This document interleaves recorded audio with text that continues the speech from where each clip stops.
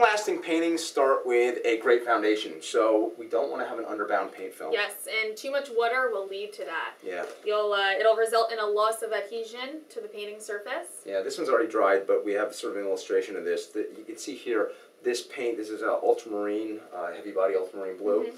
And it's just broken apart by having so much water in there. Yeah, it's actually starting to crack off of the canvas. Yeah. It's actually, I can pull that right off of there, and obviously I don't want to do that.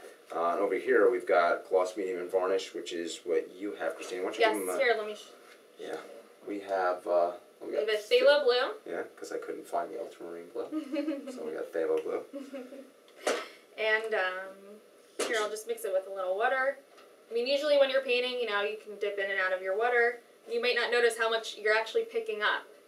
Yet, it does help with the flow of the paint, but... I think the problem is, though, people forget that, they think, well, it's water-based acrylic, right? So they start using water all the time, but water is your solvent, Obviously, if she wanted to clean that brush, she'd clean it off in the water. Mm-hmm. Or just like when you're painting a house, that brush gets loaded with paint, you clean it off with water until that works it all out of there. So if you think about it that way, it breaking down the paint, you don't want to do that on your paint. No. So what I have here is called gloss, medium, and varnish. This is a great alternative to water because it will allow your paint to flow very well.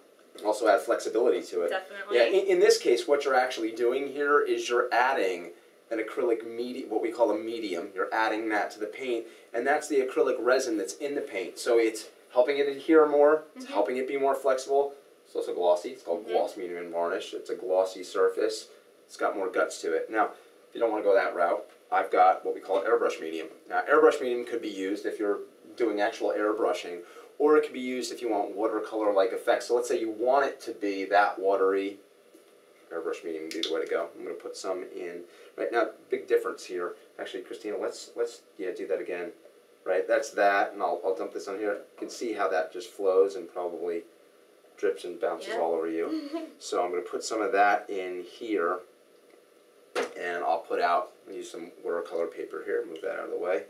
Put some of the paint here, a little bit, and now, because it's very, very fluid, but it's still a medium, it's adding flexibility still, but much, much more fluid, so I can bring this onto the paper just like I would with water in watercolor, and I can spread this around. Now, I mean, one of the things about this, too, it's important to know, is that watercolor paper, because the fibers of the paper are going to grab the paint anyway, you wouldn't have as much of an issue as you would on canvas here, because the paint sits on top of the canvas there, and it doesn't grab to the fibers. But let's take a little bit. If you move that brush, we'll put a little bit here. Look at this, too, what it does.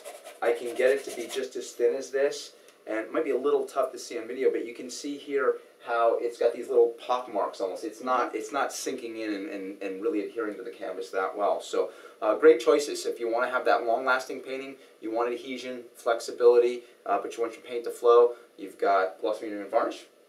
Airbrush medium. And airbrush medium, and you're good to go.